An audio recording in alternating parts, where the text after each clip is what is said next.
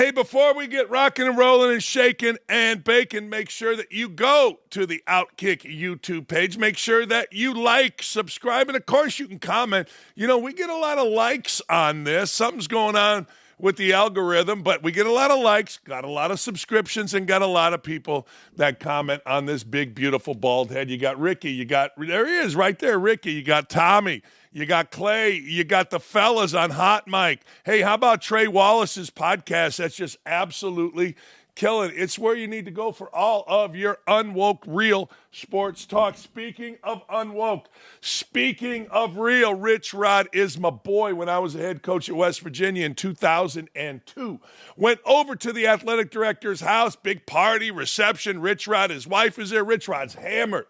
My brother and I go there. He's my attorney. We sit, we talk, we laugh. And Rich Rod's like, let's get the F out of here. My brother jumps in the back seat. I'm in the front seat, and I don't know if he was hammered. Rich Rod is tearing through all of Morgantown, telling stories, laughing. We sat in the parking lot, talked for a little bit. I go, what's going on with these clowns? He says, you can't trust them. Just put it that way. You can't trust them. All right. He became my boy. I realized recently Rich Rod's following me on Twitter. I love Rich Rod. I do. Actually, true story. My workouts were insane. My workouts for my team were nuts in the weight room. It was my third day. A couple guys didn't show on time. I locked the doors, went nuts. Football coaches were all around at a clinic for Rich Rod, including Rich Rod. And the workout was so intense, they stopped their clinic to watch. I was throwing chairs. I was throwing things across the building. Yes, I was a complete maniac. I'd like to go back to those days one last time, maybe from age 70 to 72, because I got to tell you, your juices got flowing. Anyway, Rich Rod did something. Why the talk about Rich Rod? Rich Rod banned TikTok. Rich Rod banned TikTok from his football program, and the reason he did it is what I have been saying all along. He wants players to show up on time, work hard, play their best, without unnecessary factors bringing them down. I'm going to quote here, and I'm going to give you some of the great quotes there. They're going to be on it. So I'm not banning them from it. I'm just banning them from dancing on it. There you go. It's like, look, we try to have a hard edge or whatever, and you're in there in your tights dancing on TikTok. Oh, Rich Rod. From your ears to Indiana basketball's people, or from your mouth to Indiana basketball's people, dancing in your tights. I love that. In your tights, dancing. That ain't quite the image of our program that I want. We genuflect to Rich Rod. Now, other coaches are going to say, hey, look, you're stymieing the creativity of kids. You're a dinosaur. Get off my lawn. No, you are the window to a university, and Rich Rod wants that window to be one of, well, let's say toughness, but let's also say lack of effeminate males. How about that? How about we walk like we got the great American penis, not like some little girl named Trey Galloway or Gabe Cupps dancing around like las chicas bonitas. Let's not do that. I'm allowed to do that. I can have rules. See, honest to God, in modern college football and in modern college basketball, you actually got to defend yourself for having rules. I go back to Signetti, coach at Indiana. Walk-on's mother, I'm at a dinner. She's bitching that Signetti, this is the beginning of the summer, was kicking people off. He was being so mean. I'm like, I listened. My wife and I listened. We started laughing. Next thing you know, end of the summer. Same dinner-ish. There were charity events that I go to. Next thing you know, she's saying how great Signetti is and how great the program. I'm like, really, you dumbass? Mommies. Hey, I'm allowed to do that. I can have rules. Rich Rod said, yeah, why not? 20 years from now, if they want to be sitting in their pajamas in their basement eating Cheetos, watching TikTok or whatever the hell, they can go at it. Smoking cannabis, whatever. Knock yourself out. As for now, I hope our focus can be on winning football games. This is the part I love right here. How about let's win the football game and not worrying about winning the TikTok? Now, you think that that's far-fetched. That is not. And I give Indiana University men's basketball mostly the reason for my disdain of athletes TikToking. Indiana players won a game. They won a game in the first 4. Like that's some big accomplishment. They beat like Wyoming in the first 4 a couple years ago. Now, Indiana had a pro on it. Trace Jackson Davis, everybody tells me he's great. Okay. Well, they had literally a 24-hour turnaround. They had to fly out west. I believe, could be wrong, it was either against Miami or it was against St. Mary's. Either one, same thing happened. So they fly, I believe it was St. Mary's. On the plane, they post all their little TikToks. All their little, hey, look at me dancing because we beat Wyoming. Of course, they go out to St. Mary's and get their ass kicked and quit in the middle of the game. No, literally quit. See, that started me thinking, wait a second. We won a game here. And next thing you know, we're more involved with showing our TikToks than we are how serious we are about our next game. Hell, I walked off the court as an interim coach at Indiana in 2008, having beaten Northwestern without practicing. No practice. And my people, they were all there. I'm from that area. Are like, what's wrong, Dan? I go, look, I got a game Tuesday at 7 o'clock. It's already Saturday at 10 o'clock. What are you talking about? I got to move it along. We got another game. I'm not mad at TikTok. I'm not mad at players TikTok. And do your thing, but do it after you win. Somebody said, well, did you see Michigan State? Yeah, I did. They won the Big Ten. And some players danced. Well, did you see some clown named McClain who's in the NBA now for Duke? Yeah, I did. And Duke didn't get to the Final Four, nor did Duke win jack squat. What are you talking about? Honest to God, when you are an athlete, actually, when you're a host, when you're me or you, if you have a set on you, the idea is to win and then celebrate. Not win, have something right there ahead of you, win something meaningless, dance like a jackass, and then all of a sudden, oh, wait, we got another game to play. See, at places like Indiana, Duke, North Carolina, Kansas, Kentucky, UConn, Michigan State, you're supposed to win championships. And that's what Rich Rod's doing. You're supposed to set the bar a little higher than beating Appalachian State and going on TikTok and painting your ass and showing your ass. You're not supposed to do that. He's saying, let's win some championships. See, in Indiana, everybody's excited because if they win today against Oregon, they go to the NCAA tournament. Wow. Yay. All right.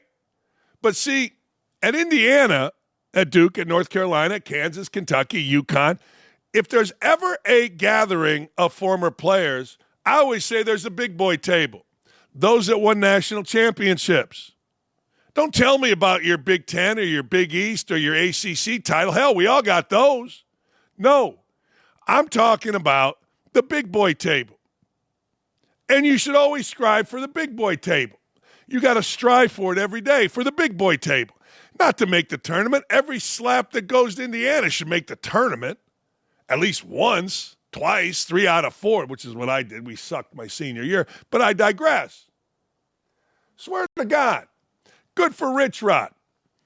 I always liked Rich Rod. I always rooted for Rich Rod. I thought Rich Rod got a bad deal at Michigan because he wasn't a, quote, Michigan man.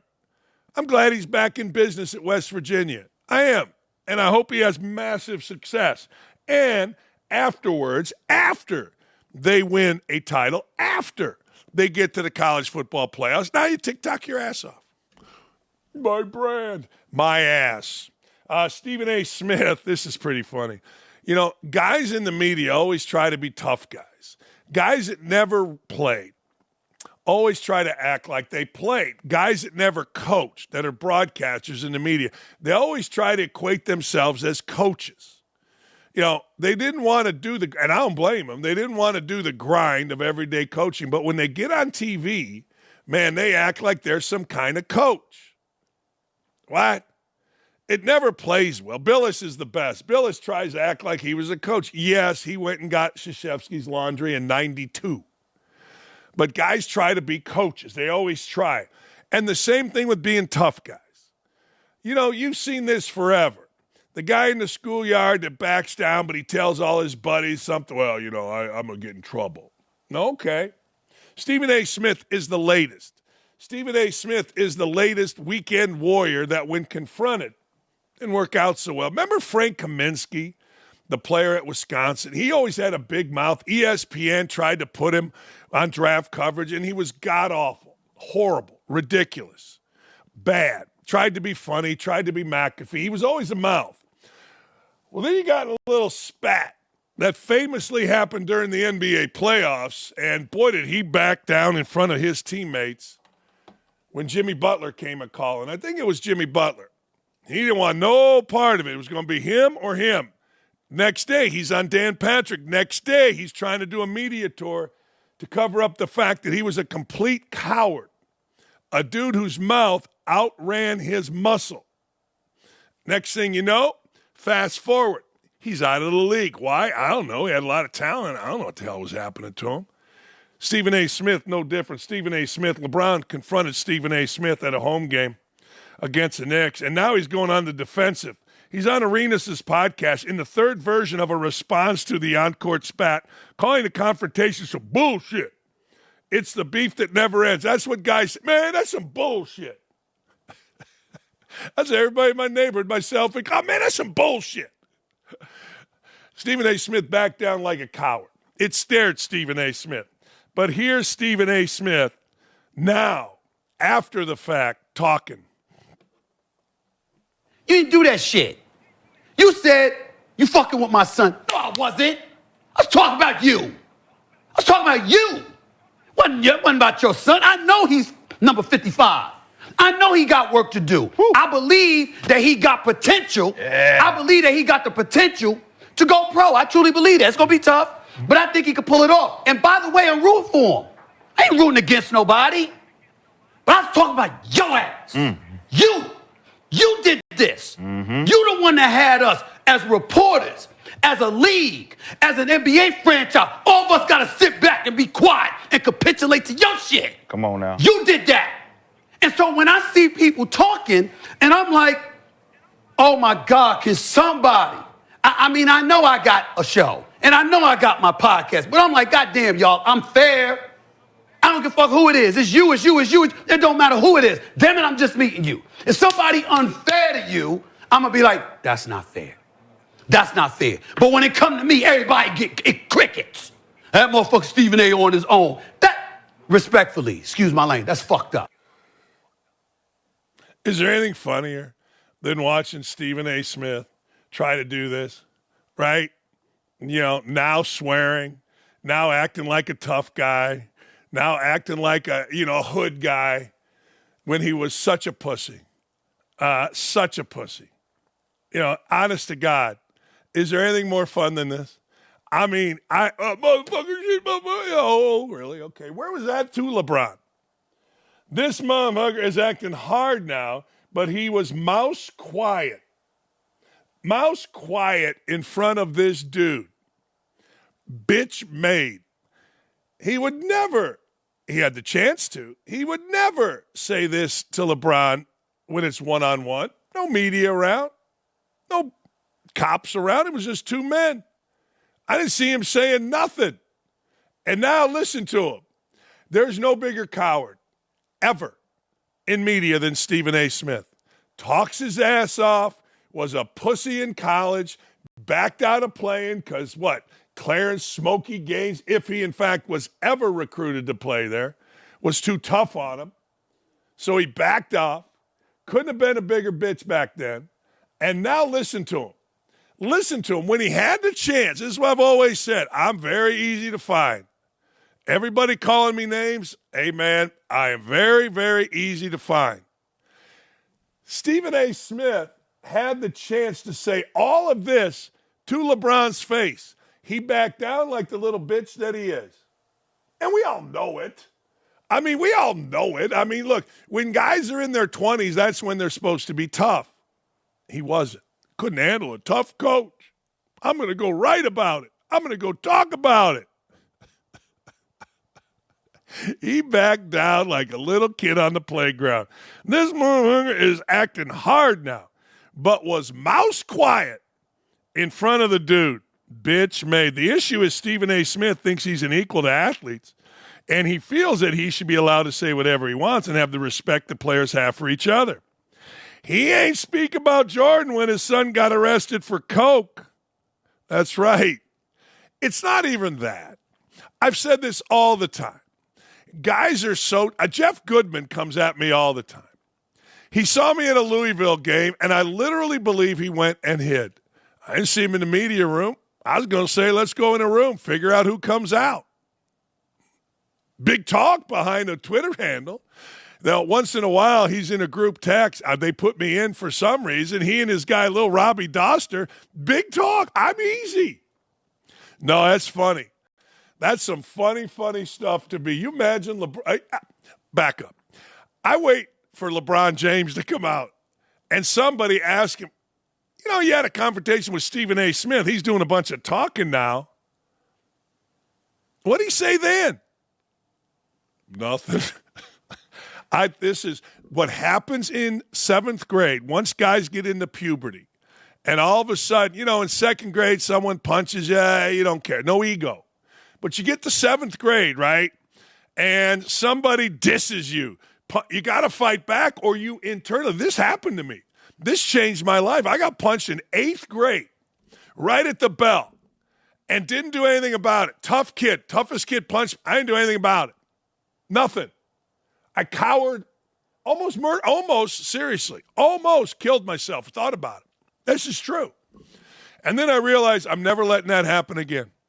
I don't care what the media, as I got older, I don't care what happens in a game. I don't care what anybody writes about me. I don't care what anybody says about me.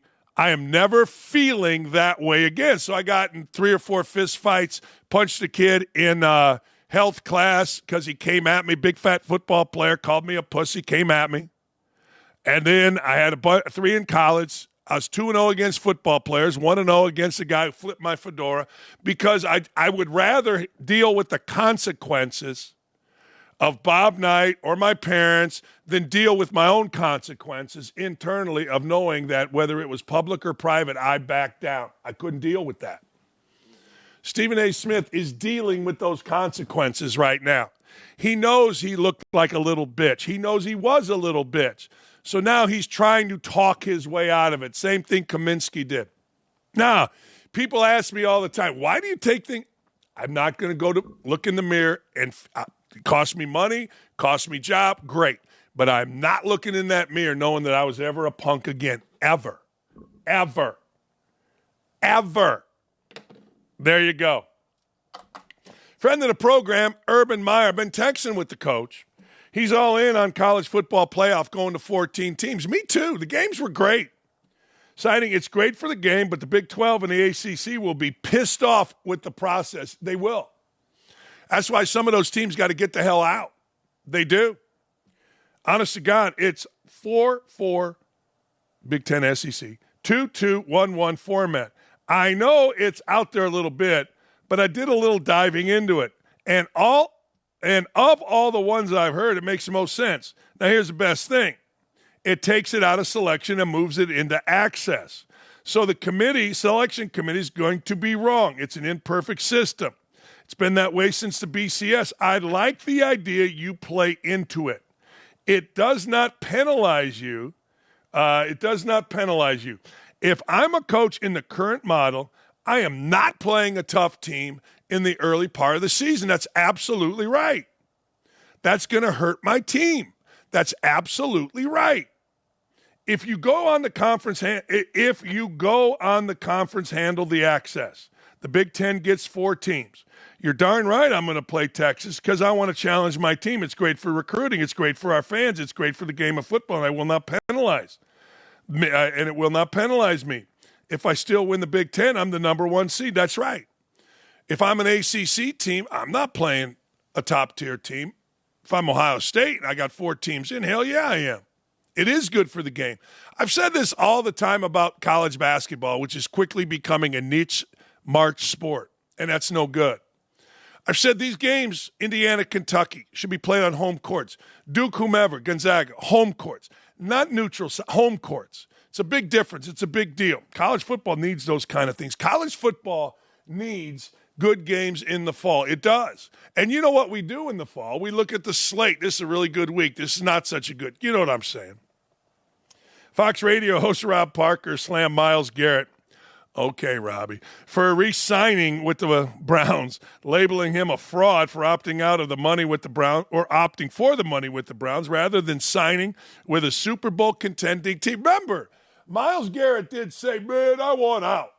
Do you like my player voice? My wife has a guy voice. So we developed these voices. A player voice, man, I want out. It's a deeper kind of, you could go either way with it. White, black, dumb, smart, but it's deep. Guys are tough. Now, my other voice, that's my whatever. Anyway, he wanted out. I want to go to a winner. Wait a second. We're going to make you the highest paid non-quarterback in the league. I'm in. I don't blame him.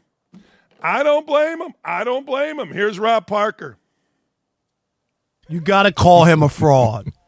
It's one thing to say you just want out, you want to be traded, but to say it's about winning. You always dreamt about, winning, and that's what it was about, and never thought about going to Canton from Cleveland, right? That's what he said.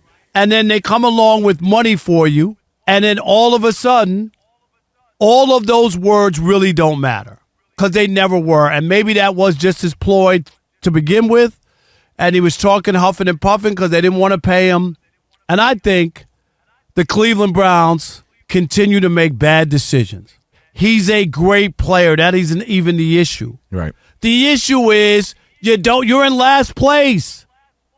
You can finish in last place with him or without him. Rob G. Best players, you just have him in Canton. No one's going to pay him.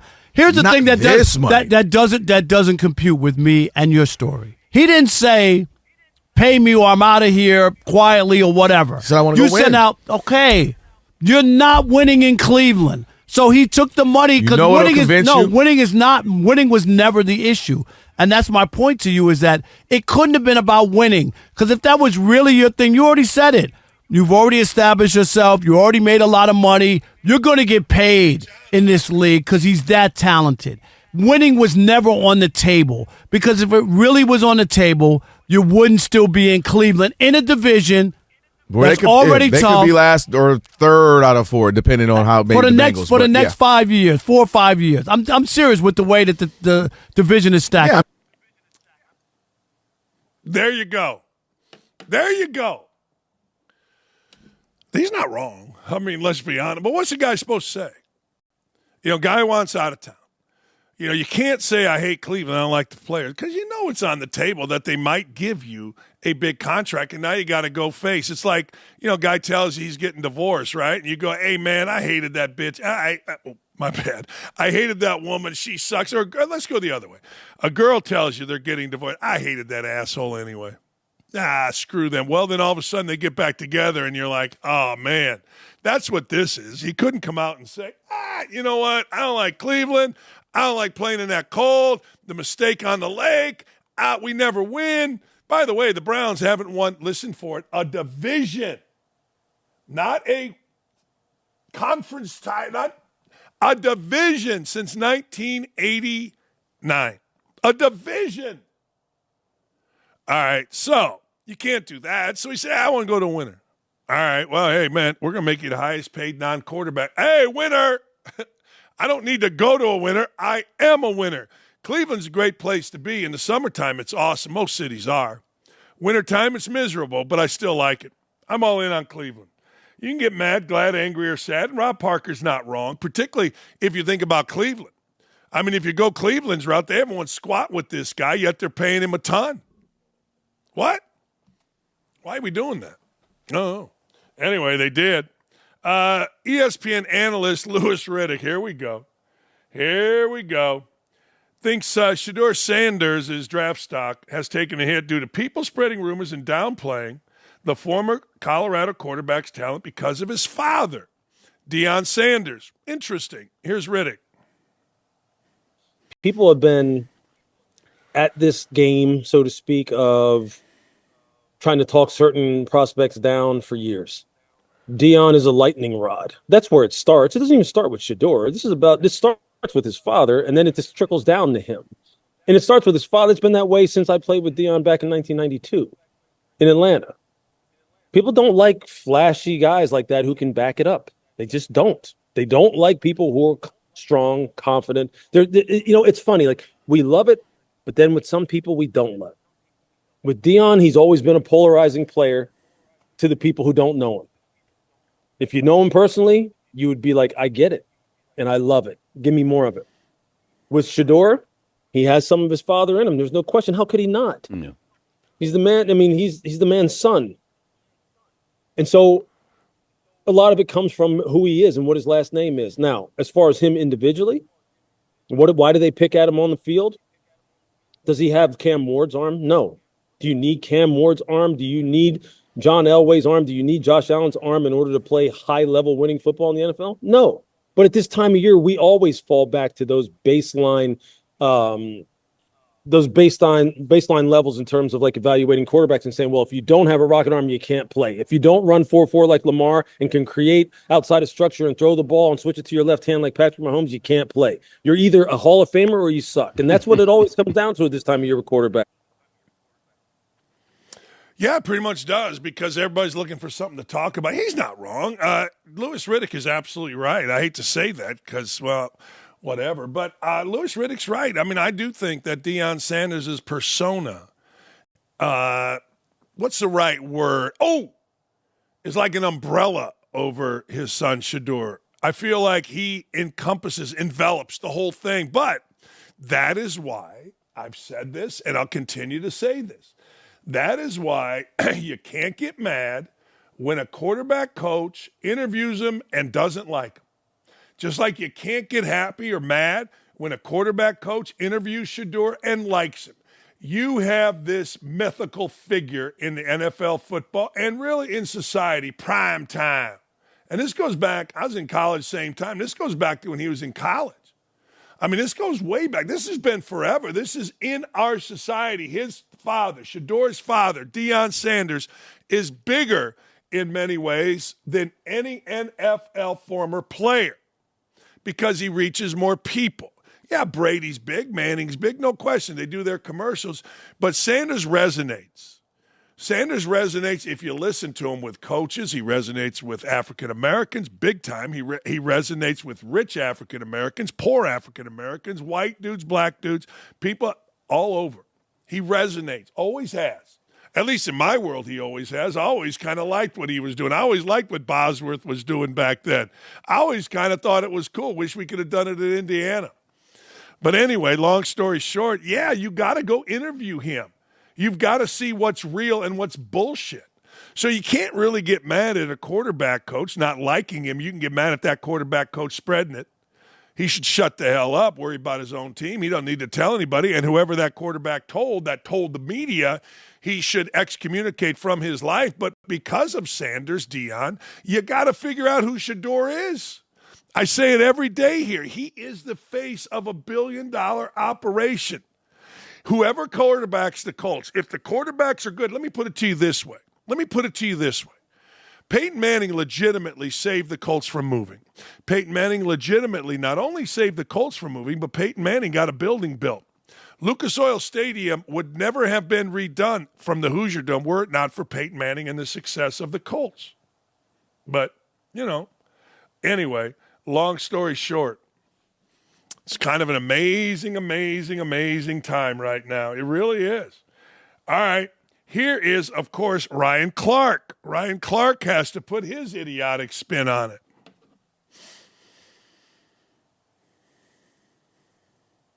But we all know that they plant these certain reports or they say these certain things, and you do hear the word arrogant. Why is he arrogant? because he won't walk into the meeting and bend the knee, or he won't sit in the meeting and question himself or his abilities or his knowledge and experience in the game. I don't believe that that's arrogance. I want a quarterback that's self-assured. I want a quarterback that could cut the film on, and when you ask him a question about why did you make this mistake, or why did you make this throw, or why was this the right read, I want him to be able to regurgitate that to me like he's in the play at the moment, the same way a coach or an offense coordinator would, because that's what he's going to have to do. And I've had conversations with Shedeur Sanders, and he can do that. We all know that it's not just about him being Deion Sanders' son. It's about the bravado he carries. It's about the fact that he looks a certain way. It is about the fact that the color of his skin sometimes at that position can be questioned. And I believe Shedeur Sanders is going to have to deal with that until he gets on the field. Now, well, the color of white guys can be questioned too. I mean, let's be honest. I mean, what gets questioned is your ability. This isn't 1972 when Joe Gilliam was fighting Terry Hanratty and Terry Bradshaw for the starting job of the Pittsburgh Steelers. We're way past that. Now, I get it, Ryan Clark isn't. But I got to tell you, if I see some guy coming in, and I don't give a damn if he's wearing overalls and, you know, he's the hick from French Lick, or the guy wearing gold chains and he's the quarterback, Shedeur Sanders from Colorado, I want to know who the hell he is. And I don't give a damn if he's black or white, if I think he's dumb, if I think he's smart, if I think he's athletic, if I think he's arrogant. I don't give a damn. That's what I'm there to find out. Now, media guys, again, we just said this with Louis Riddick, we got to talk. I'm an entertainer, so I don't have to consider myself a media guy, but we got to talk. So, of course, Ryan Clark's going to bring out, well, people that look a certain way. Really? Yeah, still, huh? I mean, at what point do you give it up? At what point do you say, okay, only you are looking at the color of someone's skin. Only Ryan Clark and his race-baiting cohorts are looking at the color of someone's skin and having question. There is nobody within that Ravens organization that's looking at the color of skin. Sure, how you present yourself, people want to know who you really are. And that, again, that can be Ricky Rowe in Blue Chips asking for a tractor, or that can be Shaq from somewhere in Louisiana in the bayou. You always want to know, because is public perception it? Oh, shucks, I don't know. The guy from French Lick. Well, the guy from French Lick turned out to be the smartest dude ever, or one of, to play basketball. Isaiah Thomas, little baby face. Oh, comes off with that sweet little voice, great teeth, the whole thing. He's a killer, a stone-cold killer. So, yeah, you want to know exactly. And if that bothers Ryan Clark or that bothers Louis Riddick, tough. They've never been in a position. Well, Riddick has, and he got his ass kicked. Are we past the time, by the way, with Riddick, where fan bases say, we should hire Louis Riddick? Shouldn't hire Louis Riddick to do anything.